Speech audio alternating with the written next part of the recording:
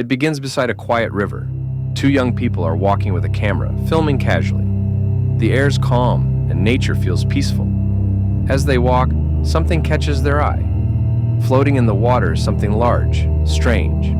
They move closer and realize it's not garbage. It's a human body. More than that, it's been cut into parts. Arms, legs, torso, all separated and floating. The cuts look surgical, clean. The woman screams and the camera falls. The scene cuts to black. Police arrive. They close off the riverbank with yellow tape. Forensic experts pull the body parts from the water carefully. Each limb is intact, no signs of an animal attack. There's no blood in the river. The killer knew what they were doing. Someone with medical knowledge. It wasn't a messy killing. It was done with purpose. The case is handed to Kang Min-ho, South Korea's top forensic pathologist. He's calm, respected, and nearing retirement. He has only a few days left before he flies abroad with his daughter, Yoon-hae. He had promised her a new life, peace away from this work. But this case is serious.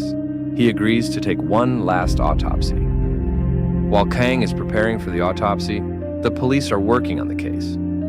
They find some strange writing on the body, a poem or message written on the skin. This feels like a clue. The police study the handwriting.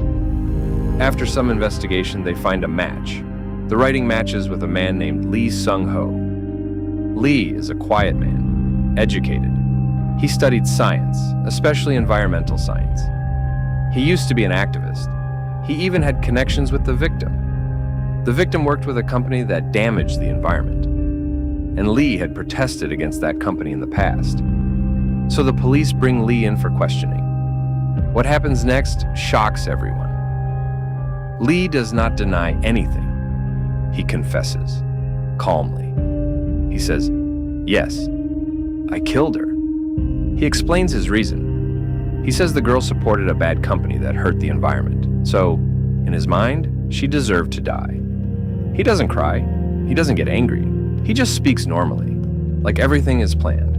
The police think the case is simple now. They have a confession, a motive. That very day, Kang goes to the airport early to welcome his daughter, Yoon-hee. But there, a stranger brushes past him and slips an envelope into his hand. Inside is a photo. His daughter is tied up, blindfolded, and gagged. She has been kidnapped. Shaken, Kang rushes back to the police station. He demands to see the man they just arrested, Lee Sung-ho. Lee is calm, already in custody. Kang shows him the photo.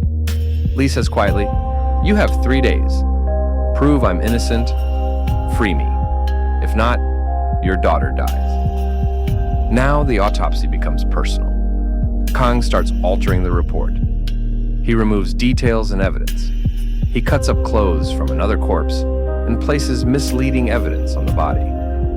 He kills his own dog to use its blood and bones to confuse DNA results. He also plants semen from a preserved past case into the corpse to falsely implicate Lee. While continuing the examination, Kang secretly begins investigating. He searches hospitals, empty buildings, and anyone who might be involved. But time is running out. He finds nothing. Lee's brother, who grew up beside him, is silently helping him from the outside. Another shadow in the plan. While Kang was doing the dark task, it reminds Kang of a case long ago. A girl, violated by powerful young men. Her father, a poor man with no strength in society, came to Kang, the expert, the respected doctor. That man cried, begged, even knelt on the hospital floor, dragging himself on the ground for someone to just tell the truth. But Kang didn't. He altered the autopsy. He hid the truth. All for money. Not greed, but desperation. His daughter needed a bone marrow transplant. He took the offer from the rich. The case was buried. The rapists walked. And the girl, Lee's sister, eventually died by suicide. Lee was just a child then. But he remembered Kang's face. The face of the man who chose silence over justice. He realizes with horror who Lee really is. This isn't about a random victim. This is about revenge. A revenge that has been waiting patiently, silently, for years.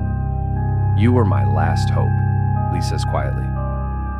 sold her death. Kang, shivering, pleads, "I didn't know. I had to save my daughter." Kang's changes in the report work.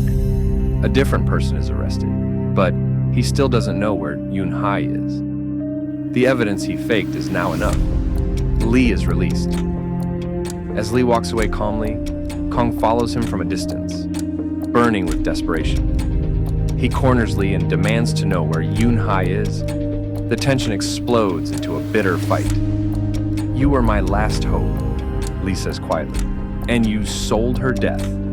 Kang, shivering, pleads, "I didn't know. I had to save my daughter." Kang grabs Lee, shouting, begging. Finally, Lee whispers coldly, "She's at the old house near the embankment, abandoned 13 years ago. Your daughter is waiting."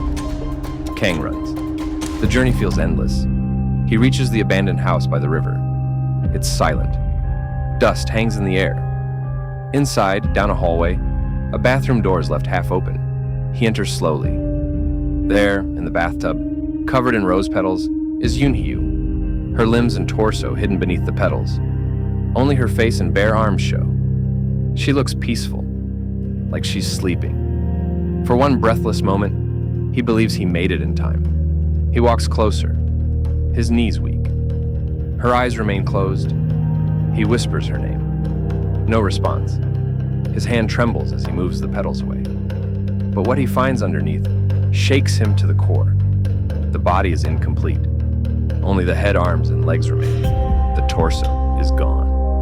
A horrifying realization claws into him. He stumbles back. The body from the beginning, the one found by the river, was his daughter. He hadn't rescued her. He had desecrated her.